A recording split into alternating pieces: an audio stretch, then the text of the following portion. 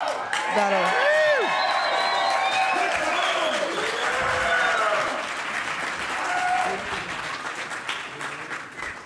That's more like it. That's the day one energy. Thank you. Why is everybody shouting at me? Well, wait, you haven't talked yet. Fair. All right, so welcome to Real Talk, What It Takes to Build a Community. My name is Tanya DePass, Cypher of Tier, your moderator. So, since format changed a little bit from last year, we don't have room for a bio. I'm going to ask everyone to please introduce themselves. Quickly, who you are, what you do on Twitch or at Twitch, and also why you think community is important in short, and then we'll get into it a little bit more in the panel. So Brandon, start. Hello, my name is Brandon. Everyone calls me Shamanam, which is my Twitch handle. I'm a Final Fantasy focused broadcaster who just really is focused on community building as well as charity, and bringing a little bit more inclusivity to on Twitch. And I just got hired as a staff member for Twitch. So.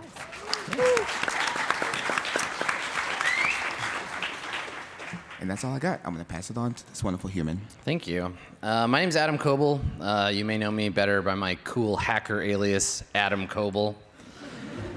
I'm a predominantly tabletop RPG Twitch streamer. I'm a game master for Roleplay and the GM in residence for Roll20.net. I'm also the co-designer of a game called Dungeon World, so that's the space I occupy.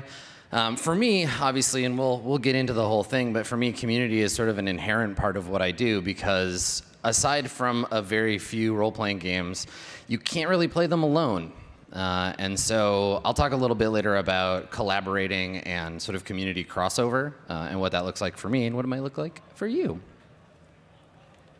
What's up, TwitchCon? I am Elisa Rockdock. I have my PhD in comparative sociology, where I studied gender in music games, really boring stuff.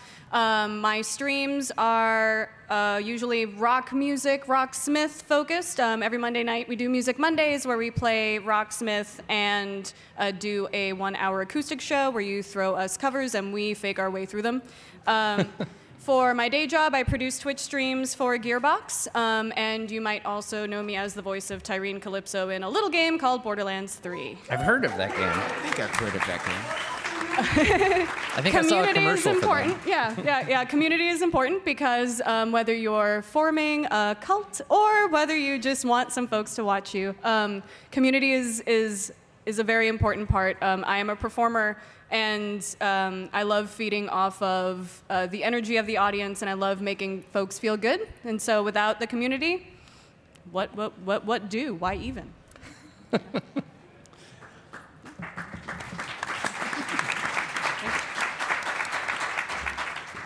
So hello there, everyone. I am the Dr. B. I also have a doctorate, just a different kind. I have a doctorate in clinical psychology. I'm the clinical director of the first mental health nonprofit to serve the game industry called Take This.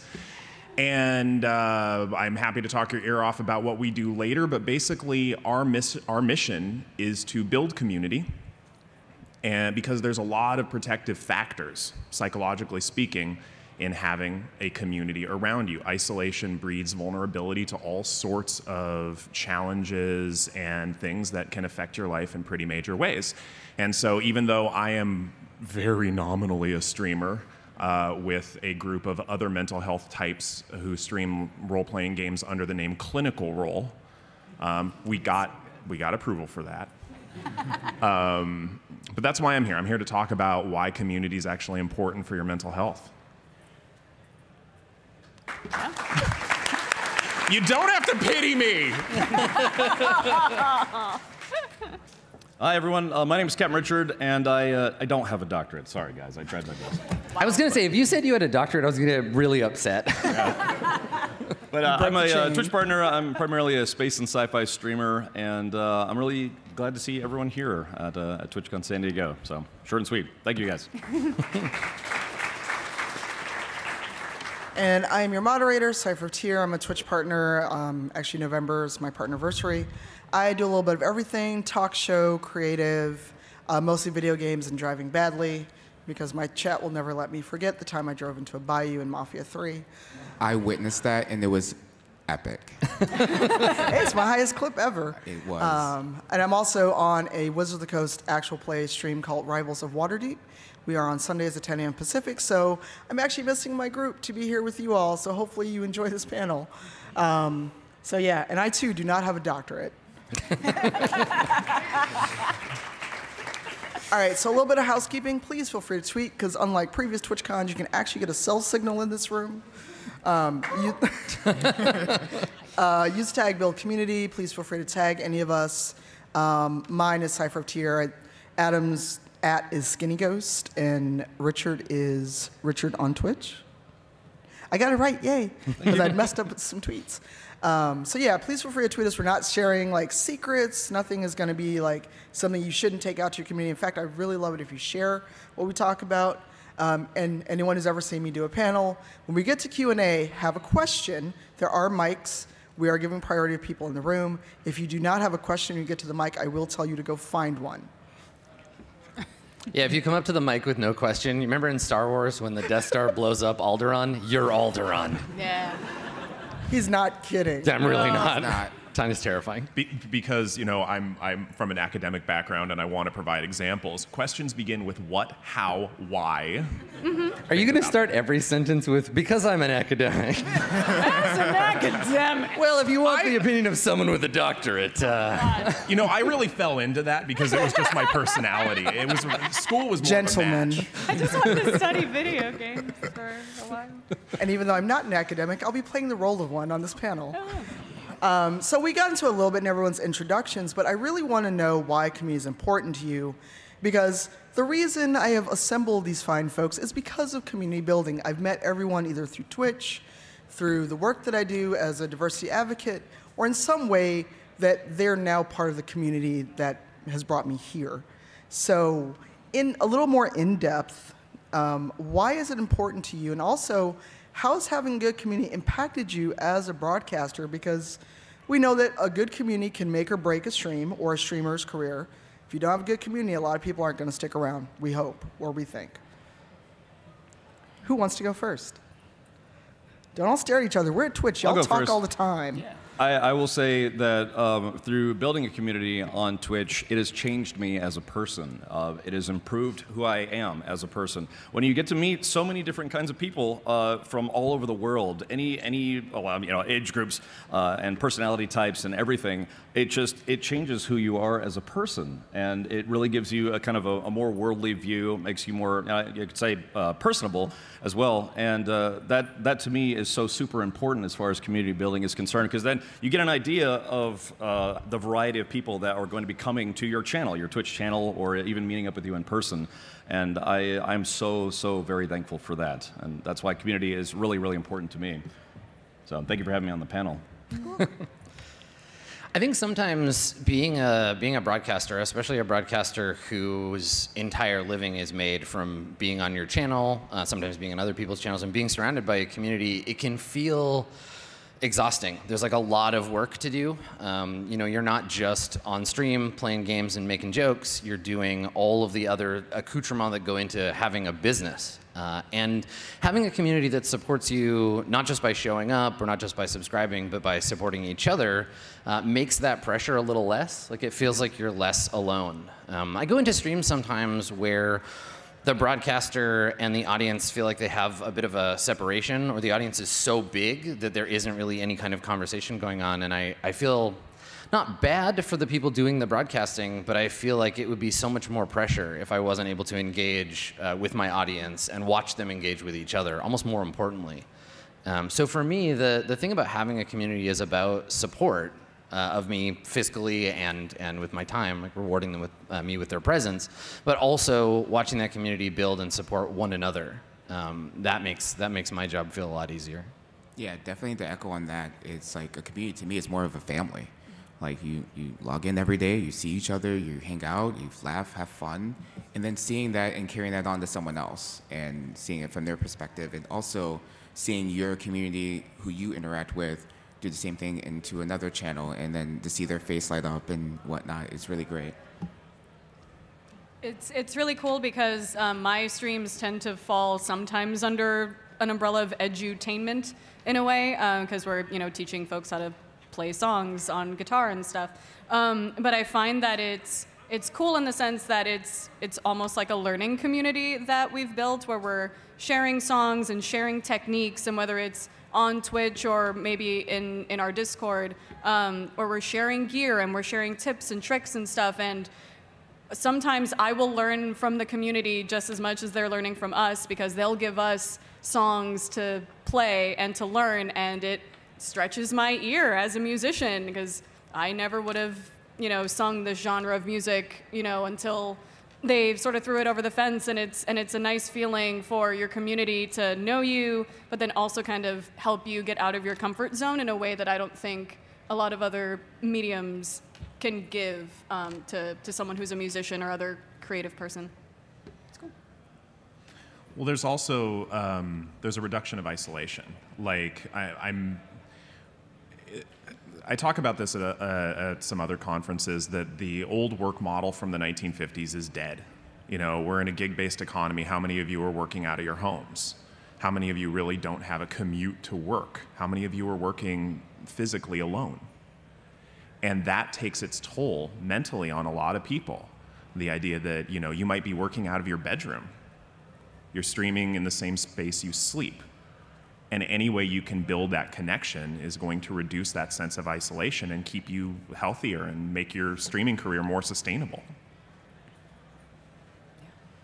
All right, so we've talked about a good community and how that impacts you. And I will abstain from going on about this because you all know how often and how long I could go on about less than welcoming communities. But in turn, how does that affect you? Because a lot of times I've seen friends turned away from people where they follow a raid, they pop in because someone else is hosting them. And by unwelcoming, it could be your definition of unwelcoming, because there's some communities, they may be great for the people that are there, but for me, that's not my jam. I don't chat that way, I don't hang out like that. So for your definition of unwelcoming, or the general one where you're like, ooh, y'all are a bunch of hate-filled assholes, I'm gonna leave. Okay, we're all streamers. Someone talk. I know. Well, it's like any simple question, there's a complicated answer. It's also you, Raphael. Yeah.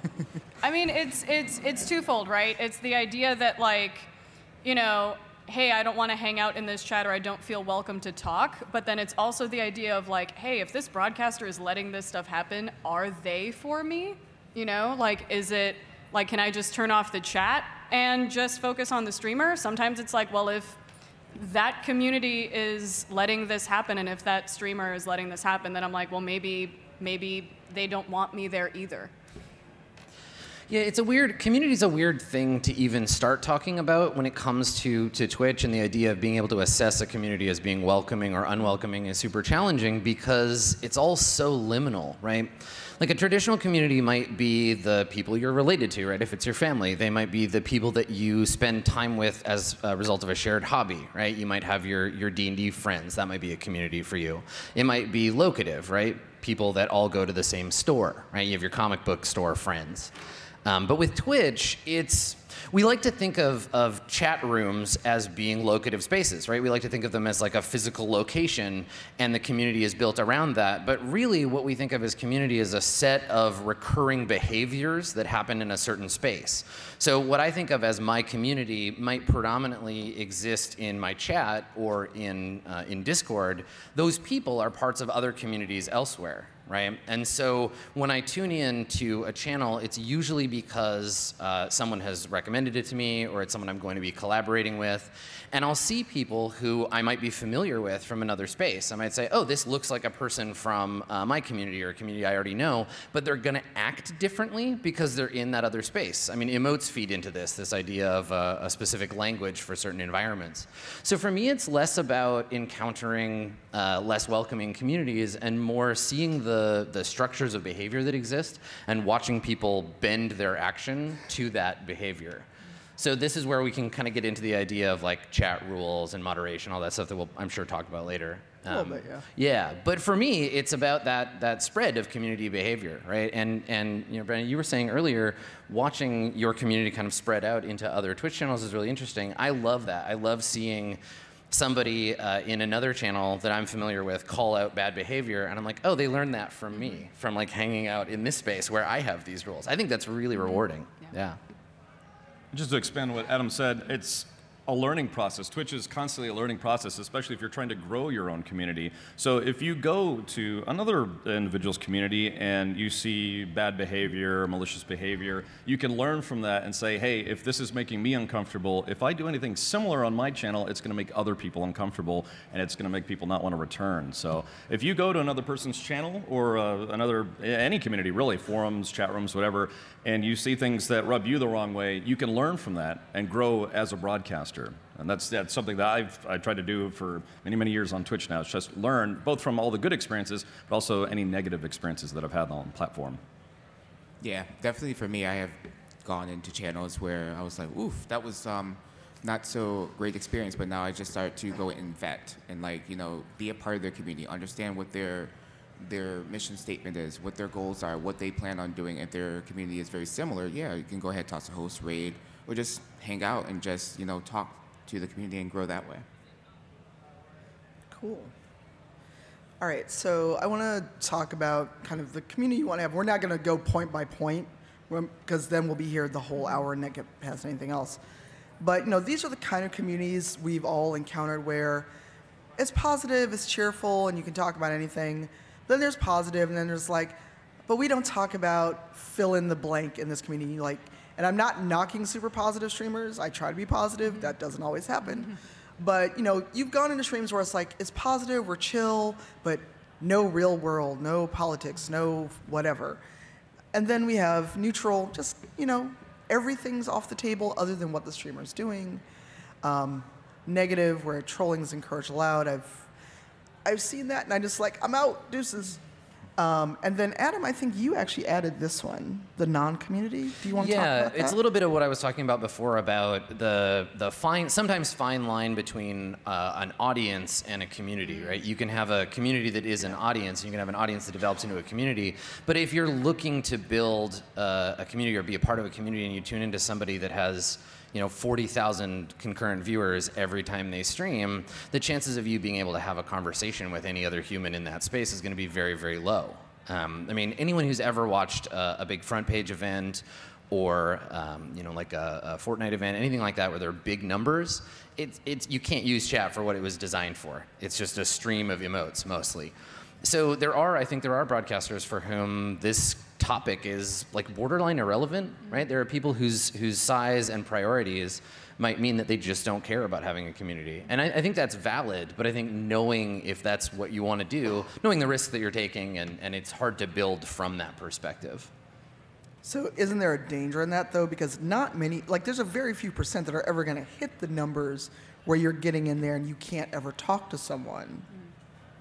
Yeah, I mean, I think there are a lot of broadcasters of every size that have that stance where they're like, my audience is my audience, you're customers, right? We're not friends. You don't have to be friends with each other. I don't care if you are or not, right? It's not my approach, but I've definitely seen mid and small size streamers come at it that way, and it's a way I think to defend yourself, right? There's a risk of getting over invested, especially when the kind of mythology of being a broadcaster is, this is my audience, this is my chat, they're my friends, we have a special nickname for them, and they use my emotes, and we're buddies, and I know all of them. And that's vulnerable, right? That's opening yourself up to what if there's a big problem, or what if people fight, or what if somebody disappears, right? So I think some people take that step back, and I think that's, for some people, a defensive maneuver, right? Fair. I wanted to talk about Richard's chat bait really quick, because I learned of Richard through Logitech stuff. We're both Logitech affiliates. And after the panel was proved, I was lurking in your chat a lot, sir. And you have a good community, but more lewd in some ways than a lot of people. No, this isn't bad. Yeah. Trust me, this is not a bad thing. I'm okay with this. Look, we haven't even had happy hour anywhere yet. Y'all are just acting out. But in a way that for some people could be uncomfortable, but from what I've seen, you have a good cohesive community. And Dr. B is part of Take This. I'm gonna take this stream ambassador. And when you are in the streams or when you do clinical role, because when I'm actually awake, when you're on, I lurk in the chat, you all have different approaches to community. So quickly, kind of even from non-community, what is it that you are trying to do, either as a streamer, as someone who's creating content, because everything is content, or what is it you're looking for in other communities you are trying to be part of? Just to fess up a little bit, yeah, I try to take a kind of a, maybe a PG-13 soft R mentality to it, and I try to be a little bit lax, and that's the community that I've built. Just knowing that you can go there, be an adult, as long as it doesn't get completely out of hand. So that's I found that people like that. If you're not trying to steer, or skew younger. I'm not going to mention any games, Fortnite. If you can attract a certain audience, and me personally, I kind of want to hang out with people closer to my own age and that sort of thing. So just I try to take almost like a Comedy Central approach to it. So then they let a few things slide, like South Park or the late night talk shows, that sort of thing. But yeah, that's kind of the community that I want to be a part of. So that's a community that I've built on my channel. Okay. So of the ones on the list, does it fit anywhere, or would you call it something else entirely? I don't know. The only trolling I allow is on my channel is if they're trolling me specifically. So yeah, because that's kind of fun. But no, just keeping things positive, staying positive. Again, that's one of the topics that I wanted to discuss with everybody. It's just keeping things positive and just I'm trying to make it. Well, I guess kind of like I said, build it up to where you would enjoy being there, even if it wasn't your own community, your channel, whatever. So. And I think what we, the clinical role that we stream with a bunch of mental health type folks, it's actually under a channel called Geeks Like Us. And the kind of community they deliberately set out to have is understanding that, it's not a traditional friendship. I mean, there isn't the sort of reciprocity. I mean, especially as things grow, like Adam said, but we wanted to have a welcoming space where they can come in and interact with each other in the chat, because while we're doing the D&D thing, we don't interact with the audience. But that's really the goal, and we were really overt about that. We want to have a welcoming space that doesn't shame people for being different, because we were all of us on there were the bullied kids, and we don't want to provide that kind of space. But it was deliberate. And that's a big thing that in some of the consultation that Take This does with streamers, we talk to them about being deliberate in what you're trying to do, not just kind of going in and saying, oh, it'll happen how it happens in this amorphous way, because that's how you run into a lot of problems. Yeah, I think you can see that happen sometimes with people who are getting into broadcasting in a serious way, where they will allow their chat to dictate how they behave, right? Where there's this inverse effect where usually the chat, the audience, the community that's building around it will reflect the ethos and behavior of the broadcaster. But I've definitely seen it happen the other way, where they'll attract. This is what they want. Right. This is what my audience will pay me to do. So. Right. They'll attract a certain type of audience, and it can be good and it can be bad depending on the behavior. But yeah, you can fall into that trap where you let your own personal identity and brand get dictated by your audience rather than the other way around. Yep. Cool. All right. So we've been a little long-winded, so I do want to move on a little bit to identifying issues when creating community, and since Adam put in the non-community part of it, that kind of throws a wrench in the discussion a little bit, and not in a bad way, but no one ever sets out to create a community. At least I did, and it just kind of, it grew, and then once I realized what was happening, I then made an attempt to kind of moderate it and shape it, but I never set out to go, I'm going to have this community of people who like what I do. It just was there. And I still wonder why people show up. But I wanted either Elisa or Brandon to talk about this because, A, you haven't talked that much, and I'm going to call you out on the panel. Yep. And B, you doing what you do also for a AAA company, there's a whole other aspect to it for you. Mm-hmm. Yeah, and it's definitely hard, and it kind of, that also helps dictate my own brand as a broadcaster, because it's an extra fun complication when you are your own mouthpiece for your own stuff, and then you're also the mouthpiece for a AAA company. So for any folks that are interested in potentially doing this for a company, this is something that you might have to think about. And so I have to establish those boundaries with my community.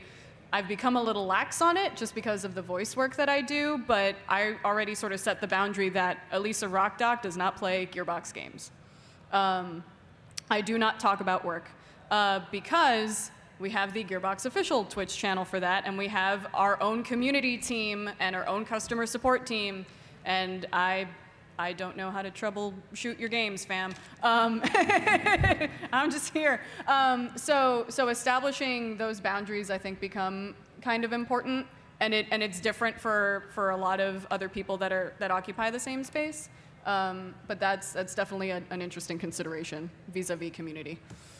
Yeah, I haven't really gotten any issues just yet, but definitely with moderating, it's really lax. My community self-moderates themselves. Like, they took a chapter out of Adam's book where I can just be able to play a game and instruct and help and teach and whatnot, and my chat moderates themselves. So if someone comes in and trolls, they are the first line of defense. My moderators they're there, they're just quiet. Like, they'll message me in Discord like, I didn't have to do anything today because so-and-so already took care of that. I'm like, that's how it is. It's like your community turns into your family. Right, and that's what I think speaks to that idea of community being not a space necessarily, but a shared set of behaviors, right? Like, in this environment, this is the way we behave, and once that becomes a community norm, once that's just normal behavior, you don't have to worry so much, because if somebody comes in trying to cause trouble, the whole chat is already full of people who know how to handle that. That's really cool. It's nice to be able to get to that place. Yeah, and when we did this panel last year in a different format, we brought up Discord but didn't talk about it in depth. And this is the point where I will actually talk, because I think Adam and I have kind of different approaches to Discord, because I'm always in my Discord. I'm very active. I pop in. People say good morning. We kind of check in and see how everyone's doing. We have various channels, maybe too many channels. But there are places where people, like, if they're really into food and they just want to share their food pics from vacation, here, have the food channel. Or, you know, if NSFW things are happening in your world and you feel like sharing, or you found some cool thing, there's a channel for that. But I'm very active. Like, I pop in at least once a day and say hi, and I have friends I've made through streaming and now through the Discord, because when I'm here, clearly I'm not on. So that Discord is a place for people to congregate outside of when I'm live. But Adam, your Discord exists and it's a thriving community. I'm in it, but you're not in there very often, correct? Yeah, one thing, and this is actually a nice segue into something that I kind of wanted to talk about. One thing that can be challenging about engineering a community and watching it build and fostering that space for people is that the community you build is of you, but it's not for you necessarily. You know, we have a channel in our Discord where people can go and talk about, like, issues that are bothering them, or like get advice on things, and just like talk about serious stuff. And I don't use that channel. If something's bothering me, I have to go elsewhere, right? Because the community, I built it. I got it started, but it's not for me. It's for the people that are a part of it, and so I don't really partake of it in that same way, because the power dynamic is different, right? Like, if I show up in the chat and I start talking, most of the time any other conversation is going to stop, right? And people are going to want to talk about whatever I'm talking about because I'm the seed of that community. And so in that way, I have to be cognizant of not damaging it with my presence, not coming in and just like being like, everybody shut up, we're talking about what I want to talk about now. So one thing, I guess the follow-up to that is that as you go into this, building a community, as you develop this stuff, keep other communities that you have separate, right? Have a space that you can go. Have people you can talk to. Have other communities that are not a part of that thing, right? If you have, like, your friendly local game store that you go and you hang out at, don't try to incorporate that life into your broadcasting, right? Don't try to get everybody at the store to come and follow you on Twitch necessarily, because it's important to have that space to escape to. If I didn't have that outside of the math squad and all the other stuff that I do community-wise, I probably wouldn't be able to do the job that I have now. And that's actually something we talk about streamers in terms of self-care and sustainability. I love a good D20 analogy, and you know, in this case, when the more areas of your life that you blend together, the fewer facets of the die that you have, and the easier it is for you to get knocked off kilter. You know, imagine. Well, I mean, the question I often ask is, what do you do for fun now that your fun is your job? Yep. How do you have something restorative now that what was previously intrinsic motivation, internal motivation to play the game, is now externally motivated by career success?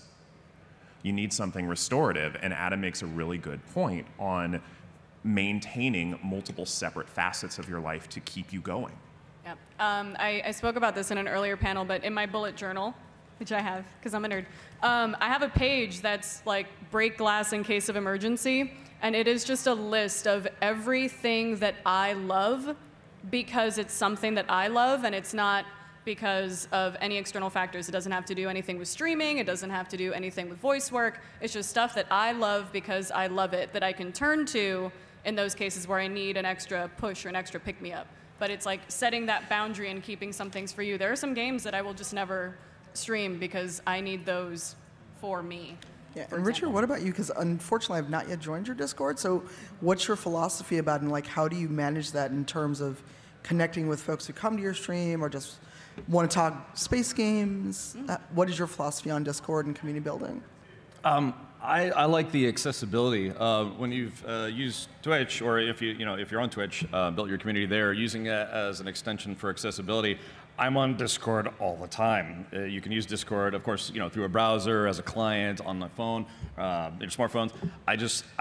I like making myself available for people, not just for the few hours every day that I stream, but just any time of the day. If people have questions about streaming or questions about any kind of topics that we talk about, stuff that I'm into, that's again part of building a community is maybe making yourself just a little more accessible. Discord's a great way for that, but I like to be there for people as much as I can. I like it. I like talking to people, so that's another facet of building a community. For me, I'm in my Discord and I'm available, except due to factors because people are terrible. I don't accept a lot of people like friend requests. That's the only way you can message me on Discord. And also, I have a private locked Twitter that very few people know about. And when I say very few people, that's in relation to my public Cypher of Tier Twitter, which for the love of God, please stop following me. And like Elisa and Em said, like there are facets of my life that other people do not get. Or there are people, some of them on the stage, that I can message and just scream or have a moment of, am I being a petty asshole? Am I having this moment? Or a thing happened, I need to talk to someone, and I know that if I get on Twitter and talk about it, public Twitter at least, I'm going to have people, they mean well, and Adam and I have talked about this, where they mean well, they're really trying to help, but for the love of God, just let me vent. All I want to do is yell for 5 minutes on Twitter. But you don't want my unsolicited advice on how this is totally going to help you, even though it has absolutely nothing to do with what you're talking about? Tanya, I know I don't know you particularly well, but I have answers for you. Yo, are you guys having a conversation? Hi, hey, I'm going live. Can somebody, you want to hit the like button? Follow me on Twitter. What are we talking about? Hello? Please, give Hello? them applause. Can you see my, hello? Nobody's Hi. responding to Why'd me. you block me? Oh, Raphael, I have such a smart-ass answer to give you. I've known most of the people on this panel for years, so that's the only reason they can get away with this. It's fun. I like fake real life Twitter. That was very entertaining. Oh, God, no. I think the thing to take away is, we talked about this a little bit before, like intentionality, right? Know what you're doing. Sometimes things will surprise you. Sometimes your community or your community building efforts will go in a direction you didn't expect. Knowing what your core kind of priorities are and what you want to do can help guide you through those times. Sometimes you can see the community doing something really cool and you could be like, yeah, I like that. I wish I had thought of it myself. Now this is a part of what we do here. But other times you'll see the community drifting in a way that you want to kind of course correct and be like, actually, let's talk about this and move things back in that direction. It's a delicate balance between flexibility and having that discipline of saying like, this is what I want, this is what I need, and we're going to stick with it. And you'll find as you do it, you'll find your footing. And I want to go a little off script, but it's related to this and something Adam said, especially about you being present in your Discord and your community and then realizing that power imbalance. Yeah. So I don't know if Paris made it to this panel, but a friend of ours, Paris Lilly, did a video about someone who decided that they needed to email him and tell him to not talk about certain things. How dare you talk about issues that affect you? If anyone listens to Gamertag Radio, Paris did this on their Twitch channel. I know he's around here somewhere. Where this idea that you are now a mouthpiece and a persona and you can't talk about issues, and that's part of community building as well, because people either build a version of you that does not exist, or they view you in some way that is entirely unhealthy. Please go Google parasocial relationship, because I don't have a link to it in the slide. But he talked about this at length and this guy like emailed him and said, oh, well, you're just like, well, I'm a white dude and this doesn't happen. And he was talking about race. Paris is like a 40-some-year-old black dude that grew up in the South. I think he knows something about race and racism. But when you have those things where people feel like they can email you, they can tweet at you, they can do whatever, and that's part of this community building, because you have to realize people may or may not construct a version of you that does not exist as the seed of the community, to steal Adam's word. Because I've dealt with it, we've all dealt with it in a way where people see the persona of Adam Coble, not the human Adam Coble, or Dr. B instead of Raphael. So how do you deal with that? Because I take the philosophy of we don't do this here, but I'm also not going to take your shit. If you email me and tell me what I should and should not talk about, it's going to be a bad day for you. Oh, you could try it. But that's something I want to kind of go off script before we go on to the next slide. And we can keep talking about it, and we'll go on to the next section. But I wanted thoughts on that, because I'm sure all of us have dealt with that in a way where people try to tell you how to do things because they see you as a persona, not a person. I mean, people phrase requests awkwardly sometimes. If they say what you mean, Adam. If someone were to say to me, "Hey, Adam, I would be cool if you played this video game I like," I would be like, maybe you're right. Like, you know enough about me to know the kinds of games that I like, and sure, that sounds great. I'll do that. But also, sometimes people are like, "You should play this, and if you don't play this, I hate you, and I'm unsubscribing, and I'll never speak to you again." And I'm like, okay, like I get what you're trying to do here. It's the wrong way to do it, and that's pretty normal, right? Like, not everybody is the same, and sometimes people feel like entitled to certain things, and like that's gonna happen. For me, like you said, Tanya, I can usually shrug it off. I can be like, all right, I get what you're trying to do. I see you being demanding and entitled. Let's talk about why that's not okay. But it really depends on a lot of factors. Like, for me, it's easy to shrug that off because people don't objectify me that much. They listen to me when I talk, and they're not questioning my expertise on things just because of the color of my skin or my gender. I wonder what that's like. Yeah, right? Wow. So it's easy for me to say, like, oh, it's not a big deal, but that's because people don't feel like entitled to decide what I get to do or say very often, right? So that's one of those things that it'll affect you differently depending on who you are and who you present yourself to be. And having clear boundaries is a really good way to do that, right? Set expectations with people. This is true of any relationship, right? Letting people know these are the things that are okay and these are the things that are not okay, and then holding them to that, right? You teach people how to interact with you based on what you let them do and what you say up front. All right. Since we've gotten a little wordy, but I do want to just talk about this briefly. Brandon or Richard, if either of you want to talk about this quickly, because I've been very lucky, knock on wood. My community's been good, except for a couple people. How do you deal with that? Because dysfunction in your community is something, it's going to happen. You can tell yourself the lie that it won't. It will happen eventually. Well, as far as, again, for the topic building communities, I'd like to think that anyone can be welcome to your community at any time until they make themselves no longer welcome. It's really up to the individual. Don't try to single out any kind of like groups of people. It's like, you do politics, religion, whatever. It's like, that's fine if you're into that. But as far as building a community is concerned, I think that like really anyone should be welcome to your community until they are a jerk or otherwise. And then, you can... I tend to be a little bit lenient, try to give people, I don't exactly follow the 3 strikes rule or anything specific, but yeah, I mean, if they just cannot make themselves acceptable as far as your community is concerned, then they're out of there. That just makes it real easy. I got mods that they just say, you're done, you're out of here. Like, it's like a nightclub, almost. You just take them, throw them out. Give them a chance and just say, you're done, so. Yeah, definitely on like the toxic members, like people sometimes feel that they are entitled to their opinion, especially when they're throwing money at you, like either through donations or bits or whatnot. So they feel like, well, I threw $100 at you. I can say whatever I want in this chat, and I'll be the first one to go right back to PayPal and refund you, and say you can have it back. You can just go. I don't get a lot of infighting as much as I used to. I know that sometimes when I change games, they're like, "Oh my God, you quit Final Fantasy?" Like, and I just literally, I'm like, I wanted to play Borderlands for just one day. How dare you? Like that one Wait, day. hold on. You stopped it one day? And it's like, you quit? Yeah. Shockingly, It's we get to choose what we want to play, y'all. Right? So for me, there's not a lot of the people in my community, like in the Discord or in Twitch chat, they have a variety of opinions about things. You get enough people together, that's going to happen. You teach them to negotiate that difference in a healthy way. For me, though, the big disagreements come at the mod level, right? My community doesn't really fight with itself too much, but I've chosen my mod team specifically to be pretty different, right, from one another.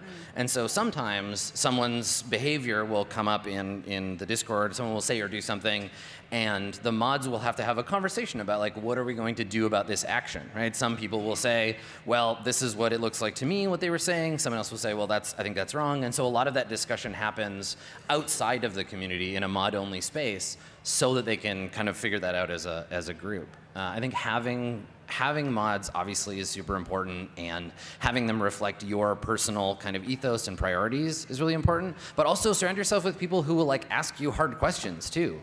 That for me is the big thing about having my mods. That's what I trust them to do, to be cool, well, we think this is true, and Adam, you're wrong, so this is what we're gonna do. And I'm all right, well, it's your community, and there's 12 of you telling me I'm wrong, so please. You might be. Yeah, I probably have my head up my ass, so it happens.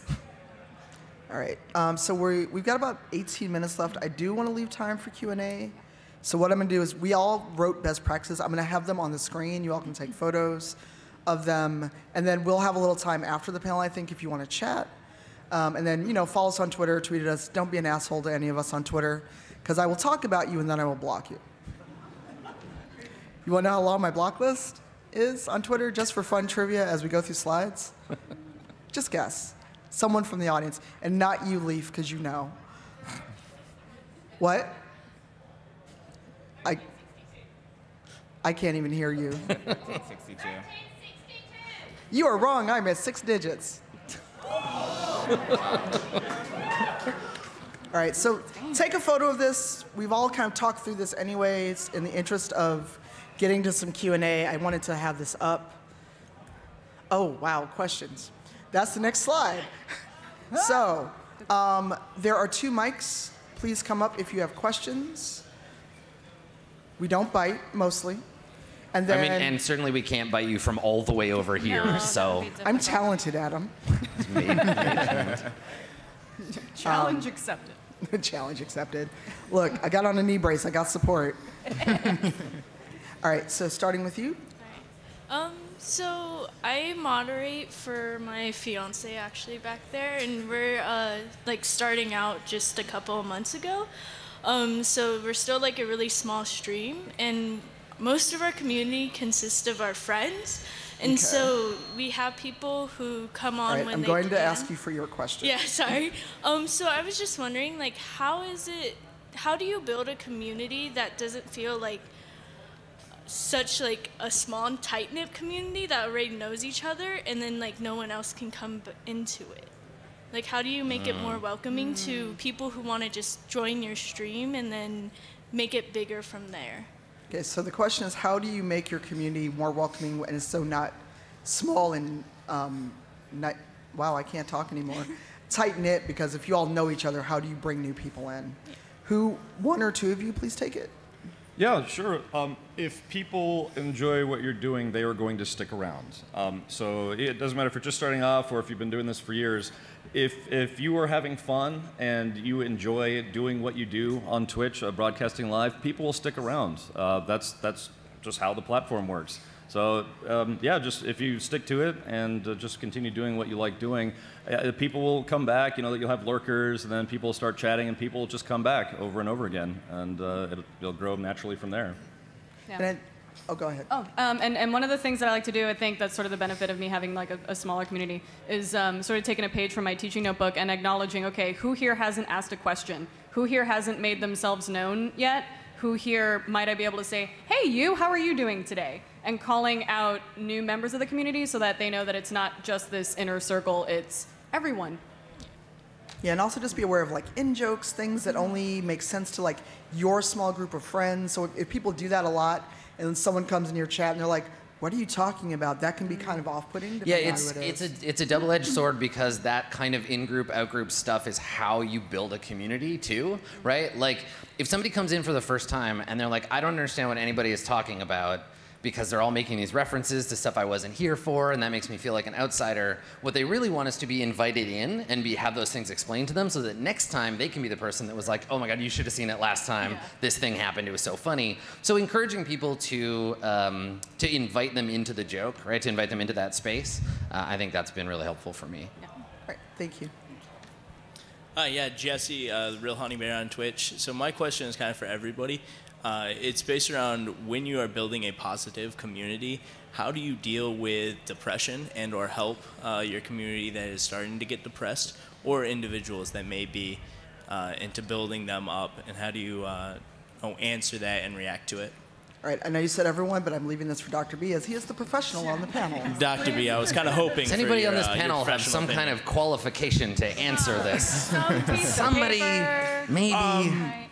So this is actually something that a training we offer all of our Take This Streaming ambassadors, and there's a couple of parts to it. One of the parts is role clarity. All right, knowing what is your job basically as a Twitch streamer. Is it your job to be a professional, or is it your job to refer out? Okay, is it your job to help one person intensely, or is it your, like, if my car breaks down and I come to you and it's like, dude, my ECU just crapped out on me, what do I do about that? Help me fix it. What are you gonna say? I have absolutely no idea how to help you. Okay. I don't even know what an ECU to a mechanic? is. Yes, I would. Okay, so you would say, this isn't my jam, this isn't my expertise, but I know who to send you to. Mm-hmm. That's what you do when somebody is like, but you want to answer it in an empathic and validating manner, because if somebody's already suffering from depression, you know, you don't want your answer to be like, peace, get out of here. Yeah. Little invalidating. You know, we have an acronym that we like to use. Extra virgin olive oil is a good way to remember it. Empathize, validate, and then offer options. Okay? And empathy is just reflecting what they're experiencing. Validating is reflecting why they're experiencing it. And then offering options is saying, here are some resources. Mm-hmm. So it may be as simple as, it sounds like you're going through a tough time. It makes sense given what you said. Here's some things I can offer you. And then if you want, you can follow up.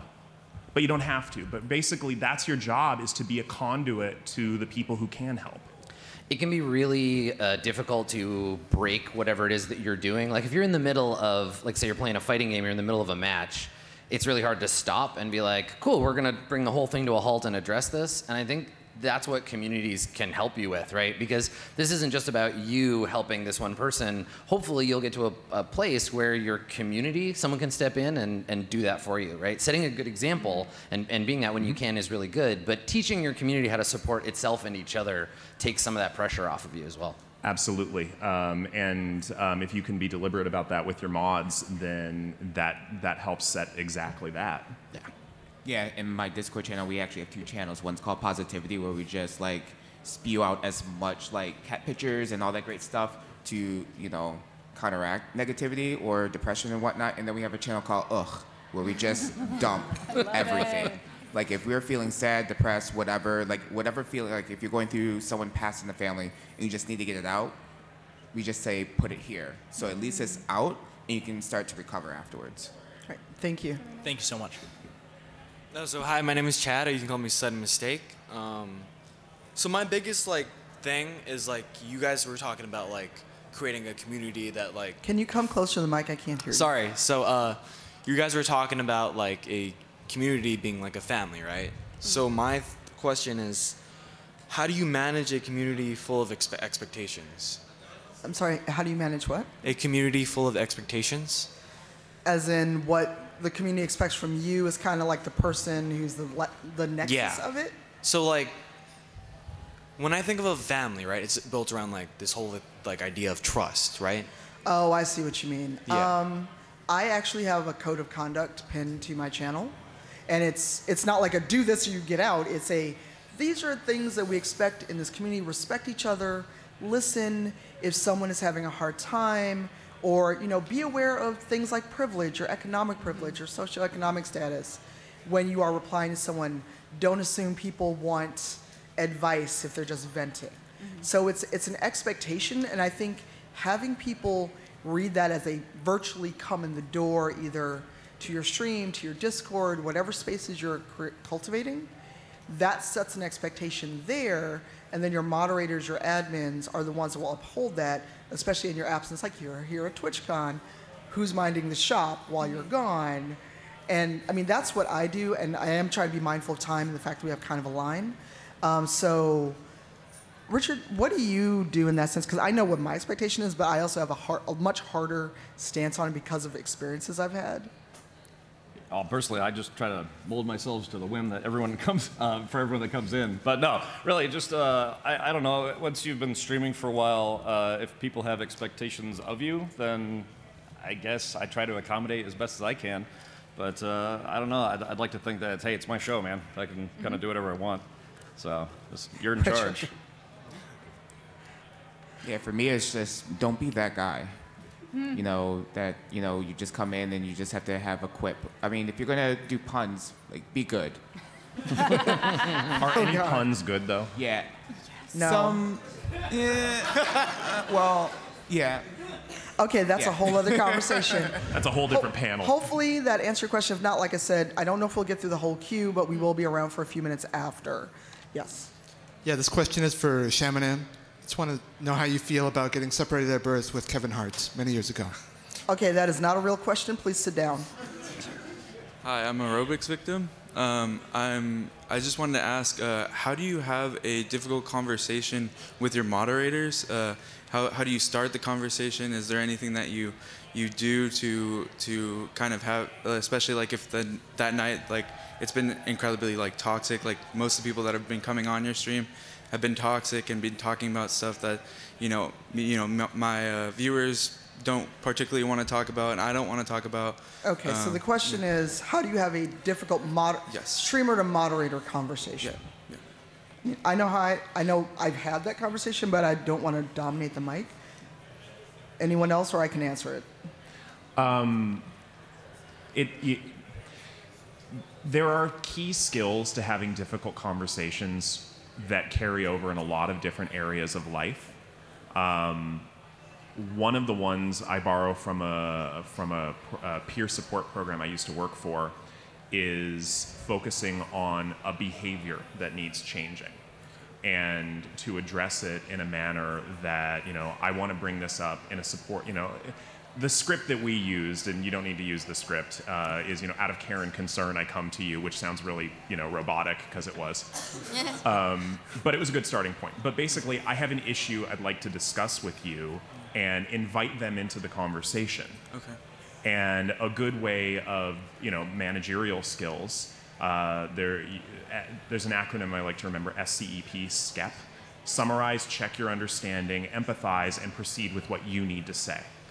And so you summarize their point, you check your understanding of that, you let them correct you until you're on the same page, you find something within that to validate and empathize with, and then you say what you need to say, and you go back and forth in a collaborative way. But there's no way to not make it uncomfortable.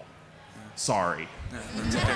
That's, yeah, I understand. You can do work in advance of the conversation too. Like if you are facing down a difficult conversation and you find you have no structures to have those conversations, it's too late, right? It's going to be uncomfortable. You're going to get through this thing, but learn from it and build so that when you get a new moderator or you want to check in with your mods and say, okay, so when something happens that we need to talk about, here's how we're going to do that, and get their feedback. And it's way easier to build that structure when the house isn't already on fire, right? Of course, yeah. That's really helpful. Thank you. And just real quick to expand on that, the more of those conversations that you have, the more experience you have with them. So don't be afraid to test those waters. But they never get easy. Yeah. Just get more experience with them. Yes. Hi, I'm Kimberly the Geek. For Richard, you say you have a lewd community, or she said you have a lewd community. Do you find that has made it more difficult to keep out negative people, and how have you managed that, I guess? Well, moderators are a big help in that regard. Again, Twitch does have a terms of service. I do try to abide by that. So again, you can toe that line as long as people don't go over it too often or just are very just blunt about it. Yeah, that's what. Read the terms of service. Like really, check the games that are banned. Check the behavior that's not accepted. Just the people who know what the boundary is are people who have crossed it, but. Again, despite the fact that I have the community that I have, I've never had any kind of Twitch suspensions or anything like that. If you have experience, you'll know what that line is, and you get a pretty good feel for it. Also, take note of other people who have gotten in trouble on Twitch and don't do what they do. Well, rather, I meant, other than breaking the terms of service, how do you find the line between what's okay and what's not? Like, I like a lot of pretty lewd stuff, but there's a line. Do you find that it's more difficult? Like something that's not breaking terms of service, but a lot of people, I don't know. Honestly, feedback. Feedback's a big part of that. I've had people tell me, they said, hey, things that you've discussed, were somewhat upsetting. And again, talking about the difficult conversations, I apologize. I just tell people, it's like, hey, I'm sorry. I'll learn from this personally, and I'll let the moderation team know as well that, hey, that wasn't cool. And I tell them, please remind me if I forget. So that's a big part of it. Thank you. Thank you for the question. Hi, my name is Chase, the Chase of Spades. My question is, how does a streamer prepare his or her community for a total name and channel style rebrand? I'll bring it up, because I don't think any of us have totally rebranded, have we? Because I've never totally rebranded. What I have seen people do, they talk about, it's like, this is our community, how do you feel about this? And bring people into the conversation, especially if you're getting like overlays and stuff done professionally.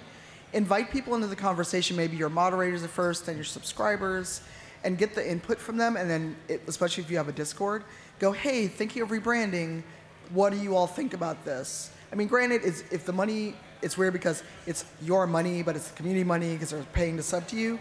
But bring that up to the community and get their feedback, because yes, you are the one sitting behind the chair, but they're the ones coming and supporting you. So that's a quick answer, because we also have just 4 minutes. And I want to try to get through your question and then your question. And everyone else in the queue, just come and talk to us when we are done. So yes, quickly, what is your question? Hello, my name is Etten the Breton, and I'm wondering, what are we to do when dealing with harassment from people that, because you can ban someone, right? But they can have 50 throwaway accounts. They can still watch your stream. They can still be there, follow all the channels you go to. Even me, as a lowly affiliate with an average of 3 people, I still deal with this. I still deal with people that I grew up with. The question is how to deal with harassment. I made that evil cackle because some of you may or may not know I've had a stalker since last December, and they came back and nothing's been done, so that's why I laughed. But it's not funny. Honestly, you can ban and block and do everything you're supposed to do, but if someone's determined, they're going to come back. And I hate to be that person, but experience has shown that they will go out of their way if they're determined. Some people don't care. They want to have their one little minute of lull, and then they go on about their day. But a really dedicated harasser, they clearly have nothing better to do.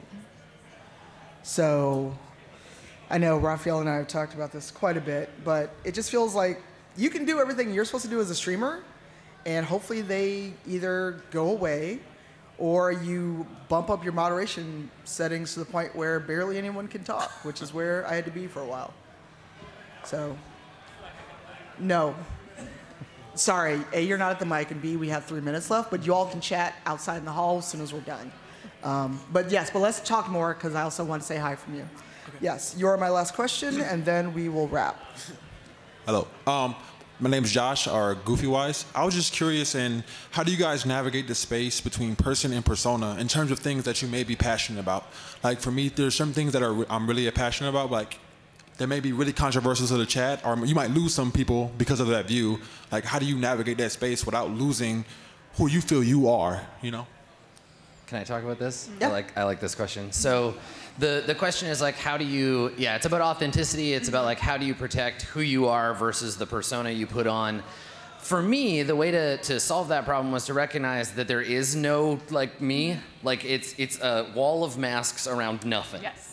There's no authentic version of me that I need to protect because the version of me that is talking to you right now is a little different than the version of me that's on stream or that's talking to a friend of mine in the hall or is just alone at home. And so there's no one true platonic ideal of you that you need to defend. So as you build these identities, you get to choose what chat gets access to and what your best friends get access to. There is a danger in this job, if you're broadcasting, of over committing to sharing things about yourself, right? Of taking the stuff that is private for you and wringing it out so that you have content to give the internet. And some people can fall into that. And I think that just recognizing that you're making a product and you're basing that product on things that are true about you, right? Stream Adam is like pretty similar to casual walking around Adam, but it's different. It's a little bit different. And knowing what kind of person you want to be for the stream will help strengthen all of the other kinds of people you need to be day to day with your friends and your family and with strangers, right? So just be aware of like what that product is and then be confident in that. You don't have to give up your secret private stuff to be popular. And unfortunately, that is time. Thank you all so much for coming in. Thanks, everybody.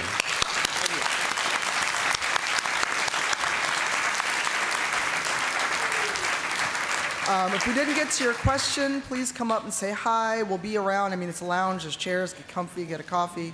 And I think there's a panel starting in another half hour. So hang out. Thank you. Cool. When you're chasing greatness, just remember, it's not about what you say.